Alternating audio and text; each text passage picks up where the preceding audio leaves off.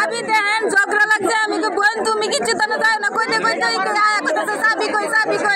বেরা কইতাছে চাবি দাও আমার কাছে না আমার শাশুড়ির কাছে কোয়া মাত্রই এর মনে গুলি করে দিছে আমি তো ফোনে ডাকতেছি আর কোনো সারা শব্দ নাই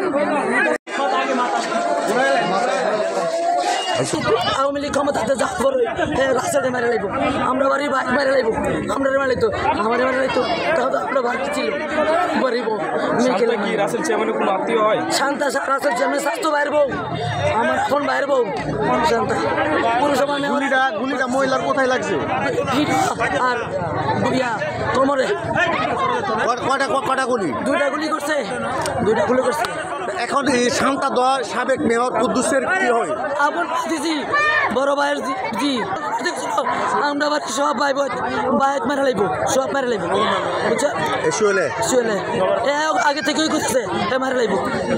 ককটেল ফুটা এটা করে এটা অনেক সাক্ষী আছে শুয়েলে কয়েকবার করছে মারা লাখ সব মারা লাখ এত ভয় পাইতো আমি খালি কইছি তুমি সাহস করে দাঁড়াই যাও তুমি ভয় পাইও না হ্যাঁ আমার ফোন সাক্ষী আমার কল রেকর্ড দিল সব পাওয়া যাইব সবগুলো এটার মধ্যে আছে ফোন ভয় রাখছে কাপড় আমি মোবাইলে আসছি এই লোক আমার লাইনে আছে আমি বাংলাদেশ জাতীয় দল বিএনপির রায়পুর উপজেলা যুবদলের যুগ্ম আহ্বায়ক আমি কামরুল হোসেনের পক্ষে আজকে যে কাণ্ড চলছে দীর্ঘ 5-6 মাস যাবৎ কিছু ভাড়াটিয়া সন্ত্রাসী চরণের ভিতরে অর্থের বিনিময়ে কিছু করতেছে আজকে শ্রীনগর যে ঘটনা ঘটছে যে মেয়েটা গুলি গিয়েছে এই মেয়েটা আমার শালী সাবেক 2বারের মেয়র আল্লাহ আব্দুল কুদ্দুসের আপন ভাতিজি তো এই মেয়েটা ছিল আমার মেয়ের মতো আসলে বলার কিছু নাই আজকে এই সন্ত্রাসী চক্ররা চরণের অর্থের বিনিময়ে মানুষ কন্ট্যাক্ট নিয়ে মারার জন্য দীর্ঘ আজকে 2 মাস যাবৎ আমি এই সন্ত্রাসের ভয়ে লাইপুরা বাসতে কোনো যাই না আমাকে মারার জন্য এরা প্রস্তুতি নিয়েছে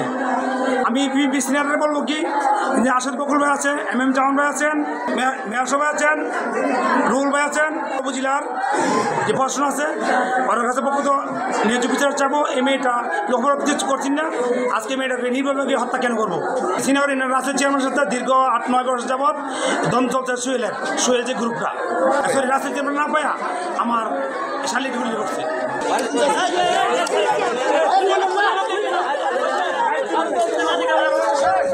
গুলি করছে গুলি সামনে আমি গোয়ালা করছে আমরা চেয়ারম্যানটা বিচার পাচ্ছি বললাম ঘটনা হয়েছে আমরা বাড়িতে আইছে খুঁজতেছে রাসেল বাইরে গুজার পরে কইতাছে কই করে চেয়ারম্যান আছে না নাই এরপরে কইতাছে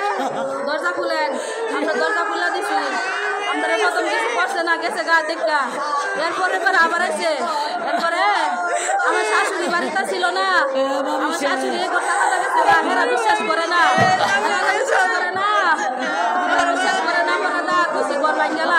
ঘর ভাঙ্গা দেখে এরপরে শান্তা খালি কি কইছে কুদ্দুস চেয়ারম্যানের কথা কি জানি কইছে তর্ক দিছে দিকা গুলি করছে চাষিরা এরা তো আমরা করতে পাইছি না গুলি করছে তো গুলি গেছে গা গুলি করছে আমি কোনো কথা বলতেছি না আমি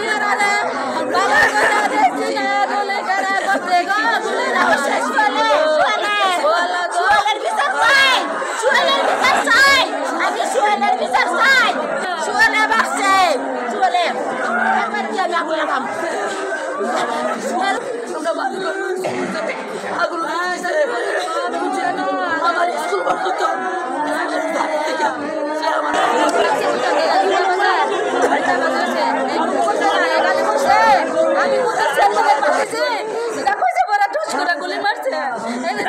সময় দিচ্ছে না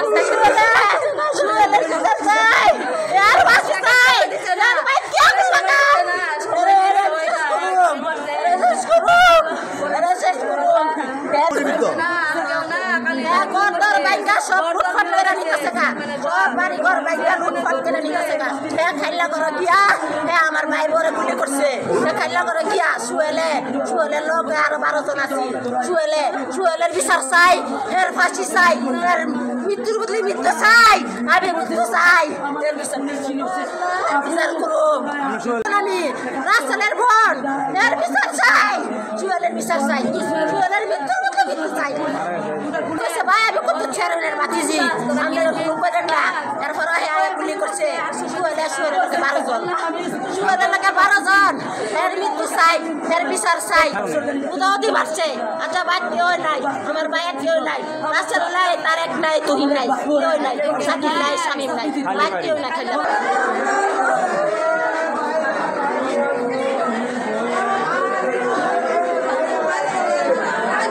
স্বামী শাকিল খান এই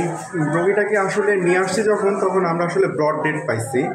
ওনার একটা গানশট ইঞ্জুরি ছিল, যেটা হচ্ছে আপনার পিঠের দিকে আপনার স্ক্যাপুলার জাস্ট অ্যাঙ্গেল যেটা এটা নিচ দিয়ে ঢুকছে আর কি গুলিটা, বাট কোনো এক্সিট পয়েন্ট নাই। প্রবলি ডিউ টু হচ্ছে ইন্টারনাল হেমোরেজের কারণে মারা গিয়েছে এরকমই সম্ভবত। তবে ময়নাতদন্ত করলে বা হচ্ছে পোস্টমর্টেম করলে জিনিসটা আরও ক্লিয়ার বোঝা যাবে।